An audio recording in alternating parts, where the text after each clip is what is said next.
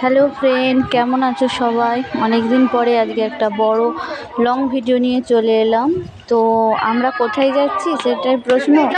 তো আমরা যাচ্ছি পুজোর কেনাকাটা করতে, আমার মা, ভাই আর আমার দুই মেয়ের সঙ্গে। তো অনেক দিন পরে আজ বাসে উঠলাম। তো কম করে 13-14 বছর পরে তো আমরা রাধামণি এসে পৌঁছে গেছি। তো এত ভিড়,